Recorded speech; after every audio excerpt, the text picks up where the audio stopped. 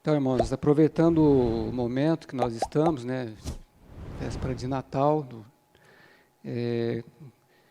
nós queremos falar um pouco sobre o nascimento de Jesus. Muitos irmãos, na verdade hoje seria uma reunião de mutualidade, até mesmo em função de muitos irmãos viajando, outros trabalhando, e outros, não sei, talvez lá correndo atrás do peru para fazer a noite, não sei, algum motivo tem, né? Então nós queremos falar não sobre o Natal especificamente, vou falar alguma coisinha, mas sobre o nascimento de Jesus.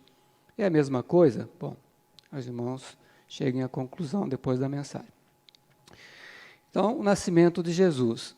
E o que me chamou a atenção, que deve também incomodar um pouco os cristãos em geral, eu vi uma matéria no site, um site de notícias, e lá diz o seguinte: Natal, a data mais importante do... O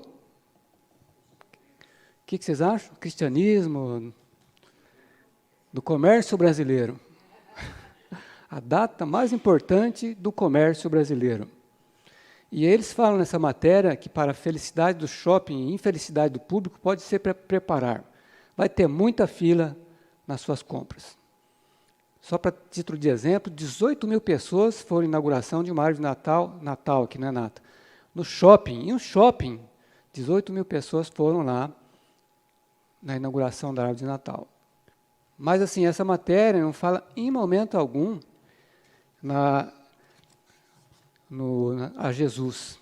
Ou seja, não se menciona Jesus. Isso não é novidade, né? Não sei o que estou contando aqui. Aí, de onde veio essa comemoração do Natal, do dia 25? Isso eu procurei na internet, tá? Está lá, não é que alguém, algum crítico, seja o que for, teólogo, não, está na internet, é história, isso é história. No século III, depois de Cristo, a igreja queria converter os povos pagãos para o Império Romano, para que eles passassem a comemorar o nascimento de Jesus. Assim, o dia 25 de dezembro foi escolhido para que a data do nascimento de Jesus coincidisse com a festividade romana dedicada ao nascimento do Deus Sol, que comemorava o solstício de inverno. Então, a árvore de Natal, as bolas, tudo tem algo que veio, uma tradição que já era comemorada antes.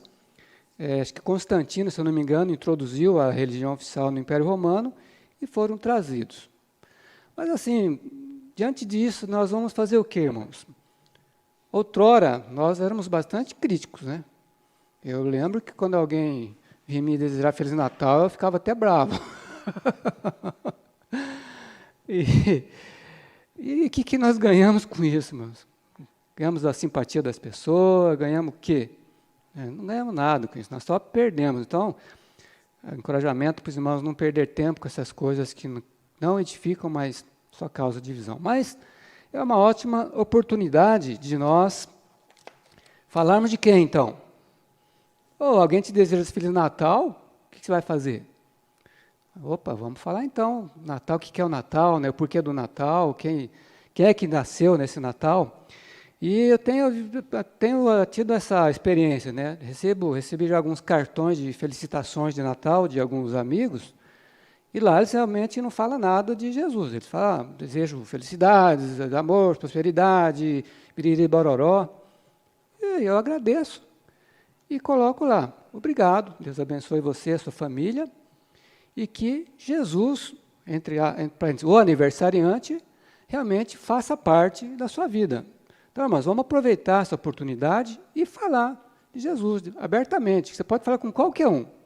Você vai numa reunião de família, tem uma oportunidade, onde quer que você vá, aproveite a oportunidade. Porque, em relação a comemorar ou não, eu busquei lá em Romanos 14, 15, a palavra do apóstolo Paulo ela é bem moderada. Um faz diferença entre dia e dia, o outro julga iguais todos os dias. Cada um tenha uma opinião bem definida na sua própria mente. Quem distingue entre dia e dia, para o Senhor o faz. Quem come para o Senhor come, porque dá graças a Deus, e quem não come para o Senhor não come, dá graças a Deus. Então, por exemplo, lá na casa da irmã da Rosília, eles vão lá, eles comem, eles cantam, louvam o Senhor, é muito bom. Tem alguma coisa errada nisso? Os irmãos se amam mais, tem alguma coisa muito boa nessa comemoração. Então, nós não podemos ser aquele crítico falando, não, isso aí veio lá de uma origem pagã, nós não queremos. Não, irmão, sem entrar nessas coisas que dividem os irmãos. Nós queremos ser todos inclusivos, né? Então, aqui, até coloquei, a verdadeira diversidade é isso. Nós não podemos dividir por causa de prática, seja dia de festa, música, modo de reunir, tipo de batismo, falar não línguas, etc. É claro que nós precisamos ter moderação também nisso aí, né? Vamos fazer uma festa aqui do Halloween, irmãos. Bom, peraí, nada a ver, né? Ou vamos aqui cantar as músicas, não sei de quem é música secular. Não, estamos falando aqui de músicas cristãs, festas cristãs. Se é para exaltar o nome do Senhor, irmãos, tendo base na palavra, não tem por que nós nos dividirmos por causa disso aí. Voltando ao nascimento de Cristo. Pensando, né, é correto dizer que Jesus nasceu? Jesus nasceu. Bom, sim e não, né? Sim, porque nasceu alguém que apareceu ao mundo. Isso significa nascer. Mas, por outro lado, nós vemos na palavra que Jesus já existia. Desde a fundação, desde sempre, né? Jesus já existia. E aqui nós vemos em Gênesis 26, um dos versículos que deixa bem claro isso, façamos o ser humano a nossa imagem, ou homem, algumas versões, conforme a nossa semelhança, tem ele domínio sobre os peixes do mar, sobre as aves do céu, sobre os animais domésticos, sobre toda a terra e sobre todos os animais que rastejam pela terra. E João, aquele versículo clássico, é muito mais claro ainda. No princípio era o Verbo estava com Deus, e o Verbo era Deus. Ele estava no princípio com Deus. Todas as coisas foram feitas por ele, e sem ele nada do que foi feito se fez. E o Verbo se fez carne e habitou entre nós, cheio de graça e de verdade, e vimos a sua glória como do unigênito do Pai. Apocalipse 22, 13. Eu sou, o Senhor falando, né, Apocalipse, eu sou o Alfa, o Ômega, o primeiro, o último, o princípio e o fim. Então é algo para nós pensarmos, né? Jesus nasceu dia 25, ou dia 1º, né, que seja. E nós temos alguns teólogos que falam da teofania e cristofania. O que é a teofania? Aparição ou revelação da divindade, ou seja, manifestação de Deus no Velho Testamento. Cristofania, aparição pré-encarnada de Jesus. Aí temos alguns exemplos no Velho Testamento. Em Gênesis 18 a 33, né, Abraão teve alguns visitantes, 2 anjos, a palavra fala, e o próprio Deus. E eles o convidou para a sua casa e ele e Sara os entretiveram. Muitos comentaristas, irmãos, acreditam que esse também poderia ser um exemplo de cristofania, uma aparência pré-encarnada de Cristo. Veja aqui que o versículo fala e o próprio Deus apareceu para Abraão. Jacó lutou com o que parecia ser um homem, mas era na verdade o Deus. Os versículos 28 a 30 deixa bem claro isso aí, né? Que também pode ser um exemplo de cristofania. Depois até o nosso teólogo aqui pode completar para nós aí, né, Zé? Versículo 29 e 30 deixa bem claro esta colocação acima. E Jacó lhe perguntou e disse, dá-me, peço-te, a saber o teu nome. Disse, por que me perguntas o meu nome? E abençoou ali, o anjo, né? E chamou Jacó o nome daquele lugar Peniel, porque dizia, tenho visto Deus face a face, a minha alma foi salva. Bom, não tem como ver a Deus, né? Deus é espírito. Como é que ele ia ver Deus? Então ele viu uma pessoa. Então muitos teólogos entendem que aqui é o próprio Senhor Jesus. Mais outros exemplos. Êxodo 32, 4, 17, quando Deus aparece a Moisés na forma de uma sarça ardente. Foi uma pessoa que apareceu para Moisés, não foi um espírito falante ali, foi uma pessoa. Deus apareceu, a palavra fala, está bem claro isso. dizendo que exatamente o que ele queria que fizesse. Depois, em Êxodo 24, 9 a 11, Deus aparece a Moisés com Arão, seus filhos e os 70 anciões. Em Deuteronômio 31, 14 a 15, Deus aparece a Moisés e Josué na transferência de Moisés a Josué. Tem vários exemplos. Eu não quis aqui cansar os irmãos com vários exemplos, não é bem o nosso objetivo.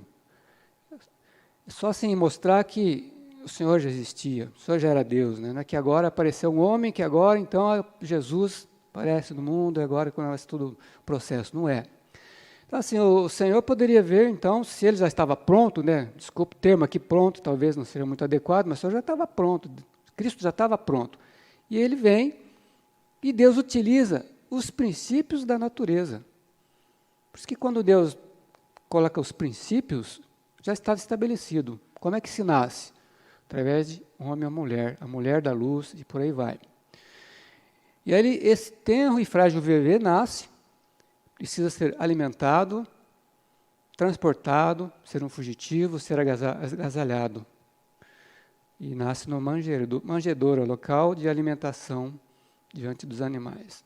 Quando você vê os presépios, é lindo de ver, não é verdade? Os presépios, aquelas vaquinhas assim, né? Aquela casinha tão bem feitinha. Nossa, é bonito de ver, dá até vontade de estar ali. Mas se os irmãos forem ver o que é um lugar onde dormem os animais, não é tão agradável assim, né, Zé Luiz? Zé Luiz tem uns gados lá. Ali tem o quê? Mosca. Tem o quê? Estrume de animal. E não é tão organizadinho assim. Então foi dessa maneira que o nosso Senhor apareceu e nasceu. E qual que foi o coração de Deus aqui na pessoa de Jesus? Aqui em Filipenses e Coríntios, está bem assim, explicando isso, né? Pois ele, subsistindo em forma de Deus, não julgou como usurpação ser igual a Deus. Antes, a si mesmo se esvaziou, assumindo a forma de servo, tornando-se em semelhança de homens. Reconhecido em figura humana, a si mesmo se humilhou, tornando-se obediente até a morte e morte de cruz. A si mesmo se humilhou. Ele quis fazer assim. 2 Coríntios 8, versículo 9. Pois vocês conhecem a graça do nosso Senhor Jesus Cristo, que sendo rico, se fez pobre por amor de vocês, para que por meio da pobreza dele se tornassem rico. Interessante que tem muito pobre aí que se faz de rico, né? Nos aplicativos aí da streaming tem alguns casos que o cara era um pobre e ele deu um golpe meio mundo aí se fazendo de rico. Mas dificilmente um rico vai se fazer de pobre, né? Pô, eu sou milionário, eu vou me fazer de pobre. Não tem muita lógica, né? Pô, você pode ser de forma teatral fazer isso aí, mas não tem muita lógica. Então, o único que sendo rico, mas muito rico, se fez pobre, foi o Senhor. E eu lembro de uma experiência do irmão Watmani, um livro Sentido da Vida, ele fala que ele estava num lugar lá, isolado, eu não sei por que motivo, não lembro agora, e ele viu uns passarinhos lá, e aqueles passarinhos eram a única companhia que ele tinha. Eu falei, puxa vida, eu queria tanto me aproximar desse passarinho, mas eu vou para o lado dele, o que acontece? O passarinho voa. Ele teve uma luz, puxa, se eu te tornasse um passarinho, eu poderia ter acesso a ele e ele não teria medo de mim. Irmãos, não foi exatamente o que o Senhor fez conosco? O Deus, assim, que o Velho Testamento, que o povo, não que ele se fazia assim, mas o povo tinha medo de Deus, tinha temor de Deus.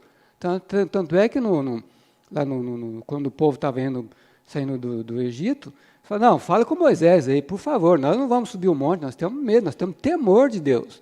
E realmente, em muitas religiões, até hoje, ainda coloca Deus, você tem medo de Deus. Você vai para o inferno, não que não vá, você vai, mas coloca o medo e as pessoas ficam com medo desse Deus, mas esse Deus foi tão rico, tão cheio de amor, que ele foi como aquele sentimento de se tornar algo parecido com nós, tornar como nós, para poder nós recebê-lo, ele nos amar. E eu lembrei de Jó, eu não coloquei, mas é Jó 10. Eu gosto muito dessa passagem. Quando o Jó estava lá arguindo contra Deus, fazendo as suas defesas com Deus, em Jó 10, de 4 a 5, ele fala: Deus, por acaso tu tens olhos de gente? Ou vês como uma pessoa? São os teus dias como de um mortal? Ou são os teus anos como anos de um ser humano? Para te informares da minha iniquidade, indagares o meu pecado? E esse o sentimento que ele tem aqui, falou: você sabe o que eu estou passando, Deus? Você sabe o sofrimento que eu estou passando, Deus? Você não é um homem. Irmãos, mas olha que rico, que maravilhoso. Depois Deus se torna, Jesus torna-se o quê? Um homem. Então agora ninguém pode mais falar, ninguém pode mais arguir contra Deus. Fala: Deus, sinto muito, mas você está aí no céu, você não sabe o que eu estou passando aqui. Agora tem um homem na glória, um homem que sabe o que é passar sofrimento, dor, dificuldade, frio, fome. Então esse é o sentimento aqui. E para deixar mais claro ainda, tem um versículo em Atos 20 e 28, que fala assim, quando Paulo chama os apóstolos, chama os discípulos, os irmãos, Mileto, ele está dando orientações. E eu vou ler só o versículo, tem um outro contexto aqui. Cuidem vocês mesmos de todo o rebanho no qual o Espírito Santo os colocou como bispos para pastorearem a igreja de Deus, a qual ele comprou com seu próprio sangue. Quem é que tem sangue na Trindade? O Senhor Jesus. Então está bem claro aqui que está se referindo ao próprio Senhor. E voltando agora ao nosso assunto, que eu só tentei contextualizar, queria que os irmãos lessem comigo. Eu vou ler aqui, queria que os irmãos acompanhassem, onde fala exatamente uma das porções da palavra que fala do nascimento de Jesus, que está em Lucas 2. Naqueles dias foi publicado um decreto de César Augusto, convocando toda a população do império para recensear-se. O primeiro recenseamento foi feito quando Quirino era governador da Síria. Todos iam alistar-se, cada um à sua própria cidade. José também subiu à cidade de Galiléia, da cidade de Nazaré para a Judéia, a cidade de Davi, chamada Belém, por ser ele da casa e família de Davi, a fim de se alistar com Maria, sua esposa, que estava grávida. Estando eles ali, aconteceu completarem-se os dias. E ela deu à luz o seu próprio filho primogênito, enfaixando-o e o deitou numa manjedoura. Por quê? Por que ela fez isso? Porque não havia lugar para eles na hospedaria. Veja, irmãos, o próprio Deus encarnado, Criador de todas as coisas, quando ele veio, não tinha um lugar para ele na hospedaria. Quantas pessoas que estavam ali, digamos assim, talvez indignas, quantas pessoas que estavam ali hospedados, mas para o próprio Senhor, o próprio Deus encarnado, não tinha lugar para ele na hospedaria. Continuando, havia naquela mesma região pastores que viviam nos campos e guardavam o seu rebanho durante as vigílias da noite. Achei interessante a palavra pastores aqui, porque nós, assim, nossa cultura, acredito que de muitos, quando vai nascer uma criança, o que você faz, Você prepara um quarto, Nádia, da neta lá, prepara o quarto, pinta, põe caminha, põe brinquedo, você deixa aquilo assim, de uma forma maravilhosa, porque é um evento tão grande para você, para o seu filho, para o seu neto, seja quem for, que você prepara um lugar. E aqui, ao invés de, para esse evento tão grande, tão precioso, maravilhoso, não tinha pessoas tão importantes aos olhos humanos. Não tinha aqui sacerdotes. Cadê os sacerdotes aqui? Não tinha príncipes. Até mesmo na época, creio que uma das, digamos assim, profissões mais valiosas era guerreiro, né? Porque o homem que guerreava, ele tinha valor na época. Mas aqui não tinha, tinha pastores. Isso, creio eu, que está relacionado com o tipo de pessoa que estava nascendo ali, que era o Cordeiro de Deus. Então, quem cuida de cordeiro são os pastores. Então, esse cordeiro já começou no início da sua vida a ser cuidado pelos pastores. Ele é o Cordeiro de Deus que tira o pecado do mundo. Depois nós vemos um anjo do Senhor desceu onde eles estavam, e a glória do Senhor brilhou ao redor deles, e ficaram tomados de grande temor. O anjo, porém, lhes disse: não temais, eis que vos trago boa nova de grande alegria, que será para todo o povo. Sabe o que é a boa nova? É que hoje vos nasceu na cidade de Davi o Salvador, que é Cristo o Senhor. E isto vos servirá de sinal: encontrareis uma criança envolta em faixas e deitada em manjedoura. E subitamente apareceu com um anjo, uma multidão da milícia celestial, louvando a Deus e dizendo: glória a Deus nas alturas, nas maiores alturas, e paz na terra entre os homens a quem Ele quer bem. Então, irmãos, vamos ver que tem duas esferas aqui, não é verdade? Qual que é a esfera? Na esfera terrenal, o que está acontecendo aqui? Alguns pastores simples ali que estavam cuidando do seu rebanho, vai lá e acompanha o nascimento de Jesus. Mas e no céu? Era a mesma esfera, irmãos? Olha que esfera maravilhosa. Eu fico imaginando isso. Como é que é? Que visão que esses pastores tiveram? Uma multidão de anjos, milhares e milhares de anjos, louvando a Deus, dizendo: glória a Deus nas alturas e paz na terra entre os homens a quem Ele quer bem. Aleluia. Então, irmãos, talvez seja até um sinal para nós, né? Não olhar tanto para a esfera terrena, né? A esfera terrena é isso mesmo, mas na esfera celestial as coisas estão acontecendo. Os anjos estão louvando, os anjos estão glorificando o Senhor. Talvez aqui na terra as pessoas, muitos estão escarnecendo o Senhor, mas no céu é diferente. Está acontecendo um louvor eterno a esse Senhor maravilhoso. Continuando a leitura, exaltando-se deles os anjos para o céu, diziam os pastores uns aos outros: vamos até Belém e vejamos os acontecimentos que o Senhor nos deu a conhecer. Foram apressadamente, acharam Maria e José, a criança deitado na manjedoura. Todos, vendo, divulgaram o que lhes tinha sido dito a respeito deste menino. Todos os que ouviram se admiraram das coisas referidas pelos pastores. Interessante, né? Muitos se admiraram lá, mas a Bíblia não fala que eles foram lá. Vamos ver o que está acontecendo, né? Vamos ver se Jesus, vamos lá conferir. Na verdade, quem foi conferir foram os três chamados reis magos, né? Que eles vieram, que provavelmente nem judeus eram. É alguém que tinha recebido lá uma profecia e vieram visitar. Adoradores de Zoroastro vieram ver o nascimento de Jesus. E o seu povo, os judeus, estavam ali, cada um buscando os seus interesses, ouviram, se admiraram. Quer dizer, ouvir e admirar parece que não produz algo em nós, né? Só ouvir e admirar.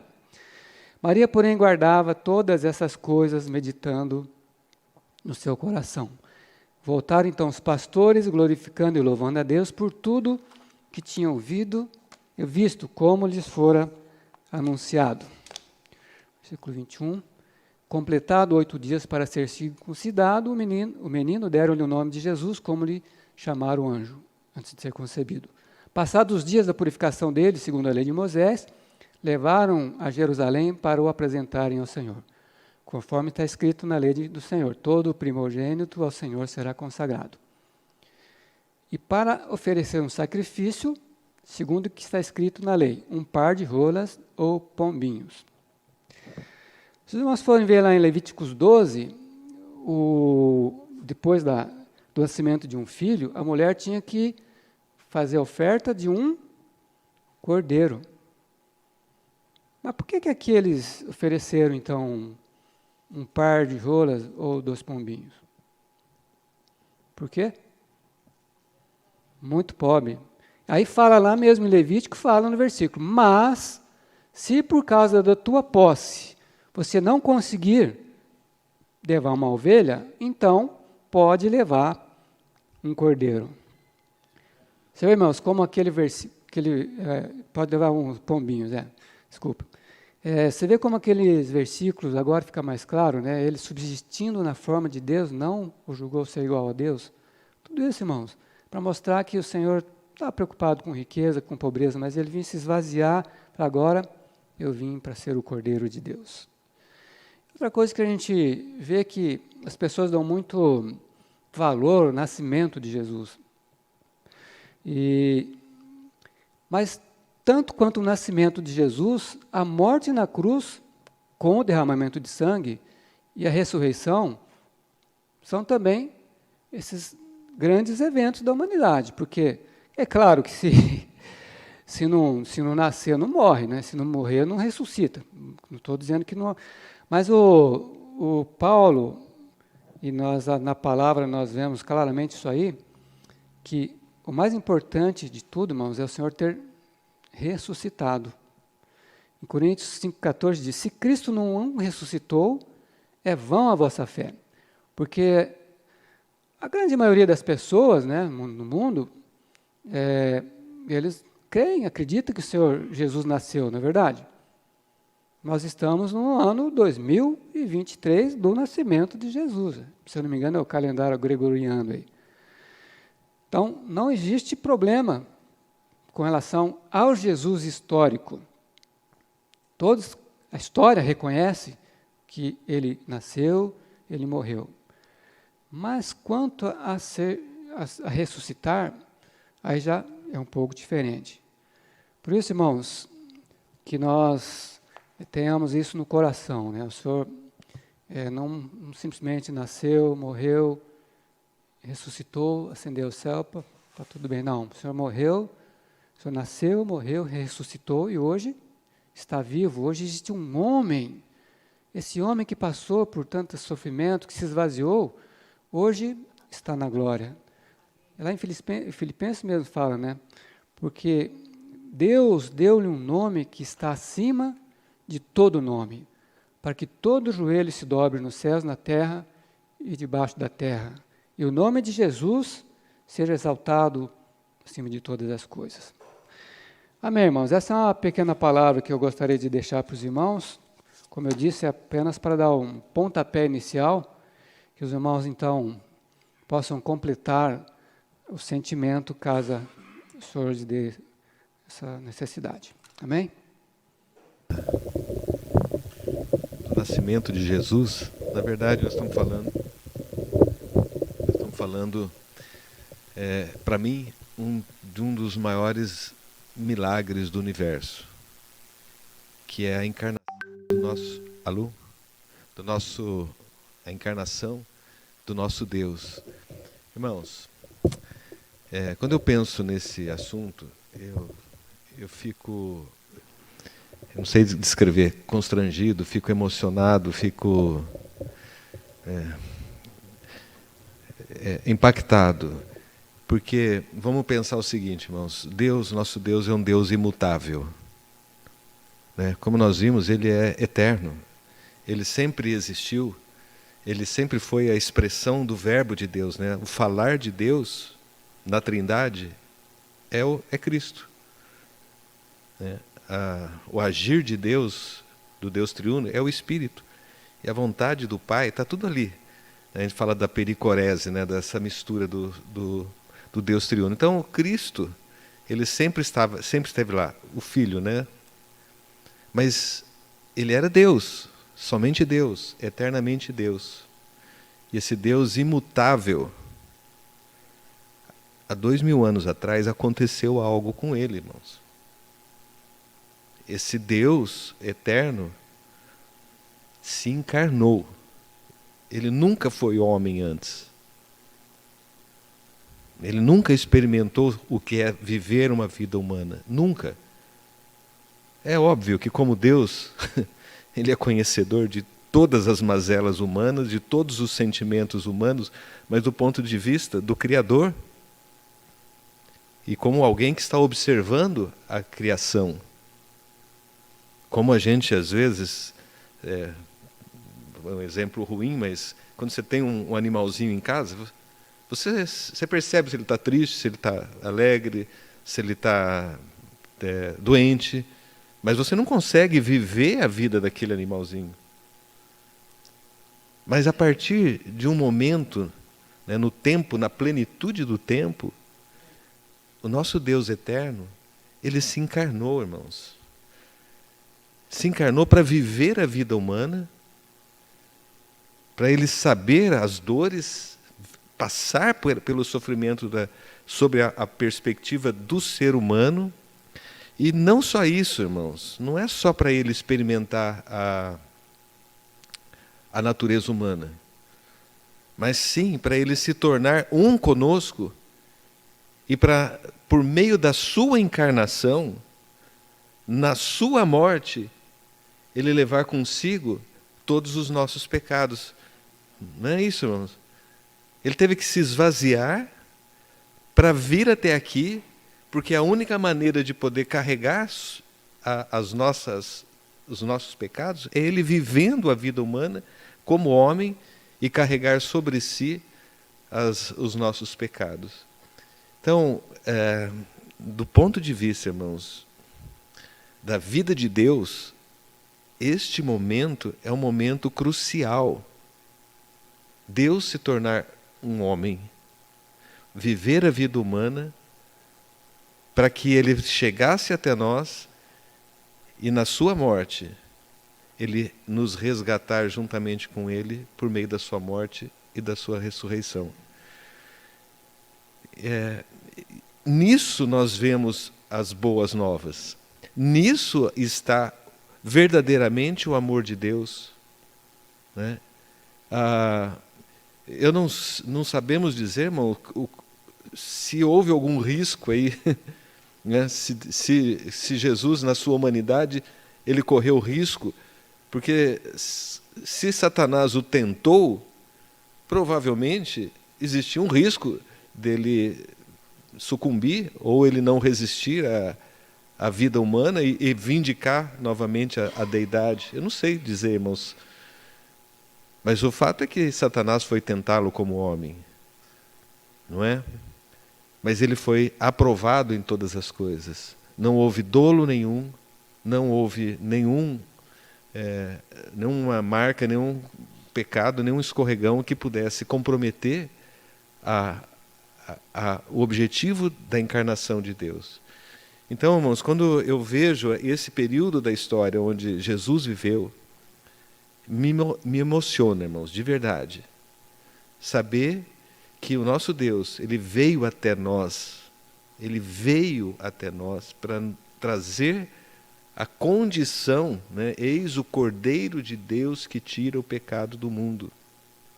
Era somente tudo aquilo que foi falado no Velho Testamento, Números, Deuteronômio, sobre todos os sacrifícios da lei mosaica, todos eles apontavam para uma única coisa, apontavam para Cristo. E aí, a hora que Cristo veio, Ele se tornou a realidade, né?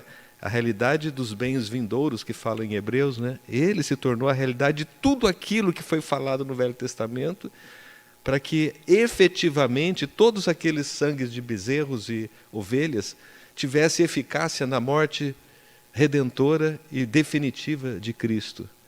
Então, irmãos, percebe, irmãos? Isso só foi possível por causa da encarnação. Se o Senhor não se encarnasse, irmãos, não haveria a remissão dos nossos pecados. Porque Ele, como homem, Ele pôde carregar sobre si. Então, quando a gente fala do nascimento de Jesus, irmãos, eu tenho essa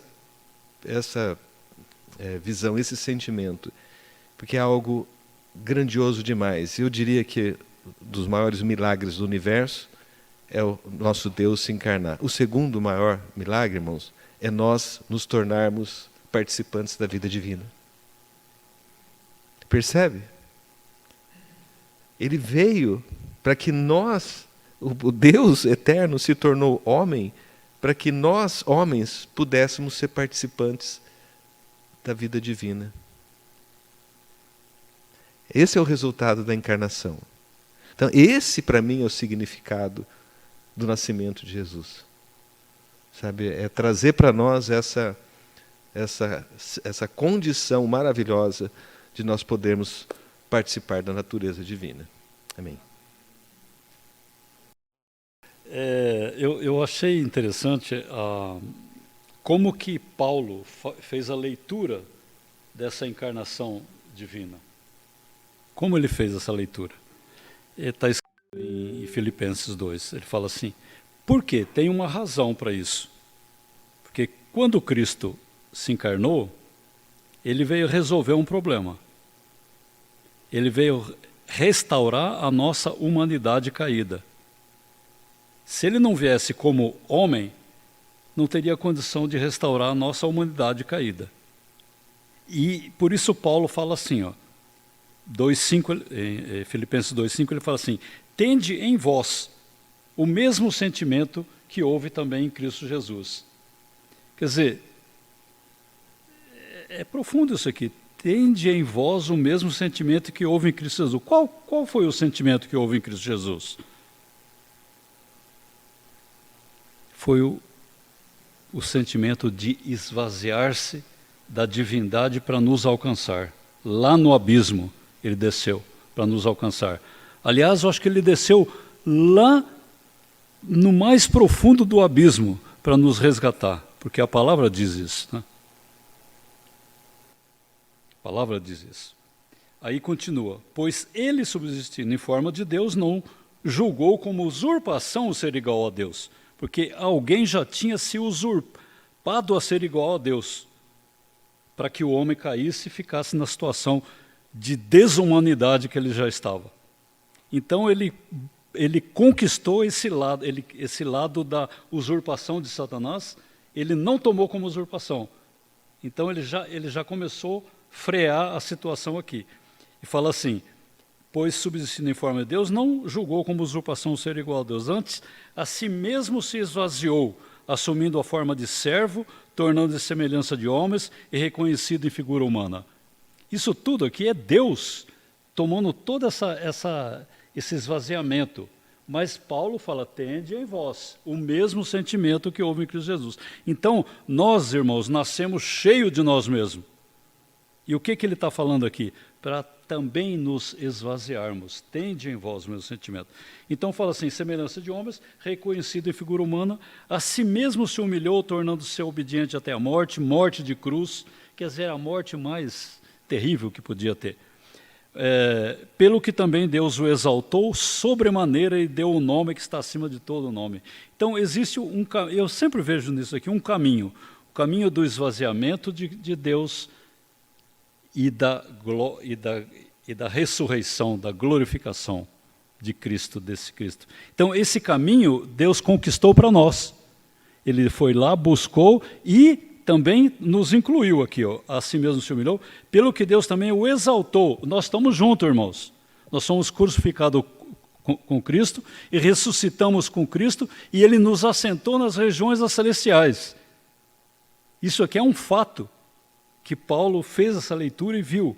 Então, pelo que também Deus o exaltou sobremaneira, Ele deu o nome que está acima de todo nome, para que o nome de Jesus se dobre todo o joelho no céu, na terra e debaixo da terra, e toda a língua confesse que Jesus Cristo é o Senhor, para a glória de Deus Pai. Por incrível que pareça, nós estamos incluídos aqui também, irmãos. Porque o mundo que há de vir não vai ser governado por anjos mais, e sim por quem?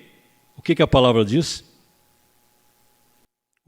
Nós, os homens, vamos governar o mundo que há de vir. A palavra diz isso em Hebreus. Irmãos, olha, essa obra restauradora de Cristo é maravilhosa. É maravilhosa. Deus foi todo inclusivo. Ele amou o mundo de tal maneira que deu o seu Filho unigênito para que todo que nele crê não pereça, mas tenha a vida eterna. Zoé aioneu, quer dizer, a vida divina eternamente. Ele nos conquistou a vida divina, irmão. Isso é maravilhoso. Se todos nós pudéssemos perceber que esse menino, nascido na manjedoura, nessa humilhação toda, veio para nos alcançar e nos elevar à posição celestial, isso é maravilhoso, irmão. Isso aí já é essa seria talvez a melhor mensagem do Natal, amém? Na verdade, Deus tentou de todas as formas salvar o homem, mas nenhuma funcionou. Então ele precisou nascer homem, né? Ele precisou se encarnar. Não só se encarnar. Se não houvesse nascimento, não haveria morte. Se não houvesse morte, não haveria ressurreição. As pessoas acham que pode ser muito complicado se tornar filho de Deus. Não é. Basta você proferir com a boca, Senhor Jesus, ou seja, eu admitir que Ele é meu Senhor, e no coração crer. Mas o que a palavra fala que nós precisamos crer no coração? Então, Romanos 10, 9 fala assim, 8. Mas que diz? A palavra está junto de ti, na tua boca e no teu coração. Esta é a palavra da fé que pregamos. A fé vem pelo ouvir. A saber, se com a tua boca confessares Senhor Jesus, e em teu coração creres que Deus o ressuscitou dentre os mortos. Então, para você ser salvo, precisa crer que Deus o ressuscitou dentre os mortos, ou seja, Ele está vivo. E hoje está no seu coração, está dentro de você, na forma do Espírito Santo. Isso é se tornar, dar o poder para nós nos tornarmos filhos de Deus. Então, muita gente fala, não, Natal, nasceu Jesus, pequenino, né? Nasceu menino Jesus, não sei o que, e vai. Não é isso. Não é isso. É crer no coração que Ele o ressuscitou dentre os mortos e professar, Ele é meu Senhor. Mas pensando nesse assunto, né, de quem é Jesus, ontem eu estava lendo uma página do C.S. Lewis na rede social, aí no Instagram, e a pergunta era, Jesus realmente existiu? E aí você vai passando o dedo, tem as pessoas comentando, né? Historiadores da época, tem vários comentários sobre historiadores da época, e um deles fala que realmente Jesus existiu e tinha todos aqueles requisitos, aqueles poderes, toda aquela inerente nele. Só que esse historiador fala que Jesus, nesse período que ele some dos 12 anos para frente, ele tinha descido no Egito e aprendido muita magia lá. E ele voltou e usou essas magias. Flávio Joséfo, que é o historiador dos Hebreus, você vê lá páginas e páginas sobre César, o imperador, sobre os imperadores, mas quando ele fala de Jesus tem um único parágrafo. Um parágrafo pequeno, e ele fala que Jesus realmente é tudo isso que a Bíblia e a história fala. Que ele era esse homem íntegro, esse homem amoroso, essa pessoa maravilhosa. Enfim, esse é um comentário pequeno, mas é um comentário.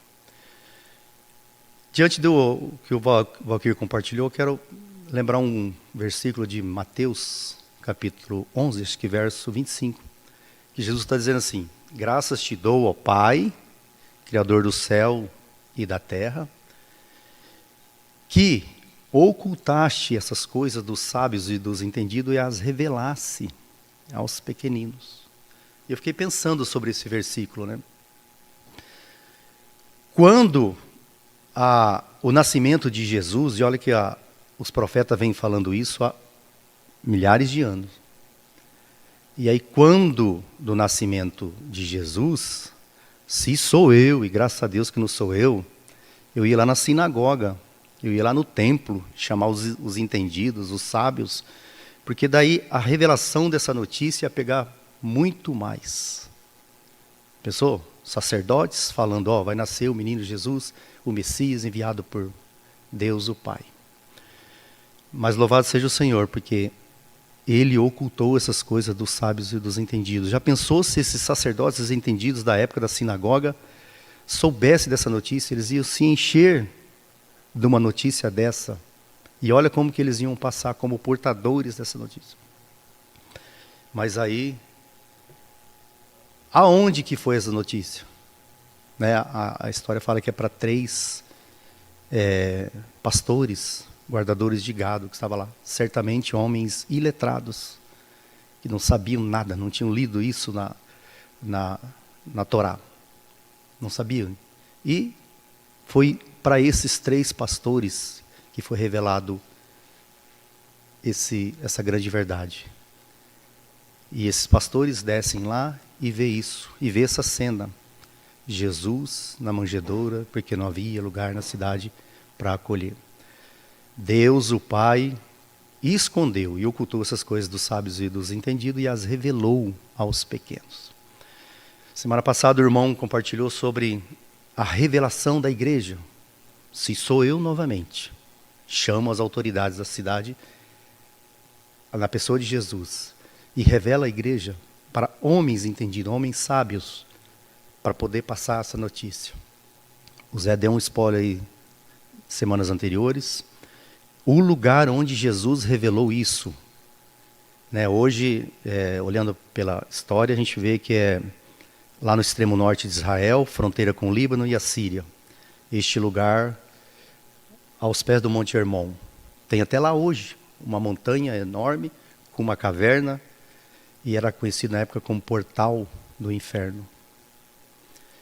E de frente, hoje você só vê as fundações lá no Discovery da vida aí, existia um templo enorme, onde as pessoas traziam bodes para serem sacrificados ali. E eram sacrificados aqueles bodes, jogados dentro daquela caverna. Aquela caverna tinha um poço, jogava aqueles bodes no sacrifício dentro daquele poço ia para um rio e o rio despejava no mar. E dizem também que os pais também levavam seus filhos para oferecer a um deus chamado Pan, que era, da cintura para baixo era um bode, tronco de homem e tinha chifres de bode.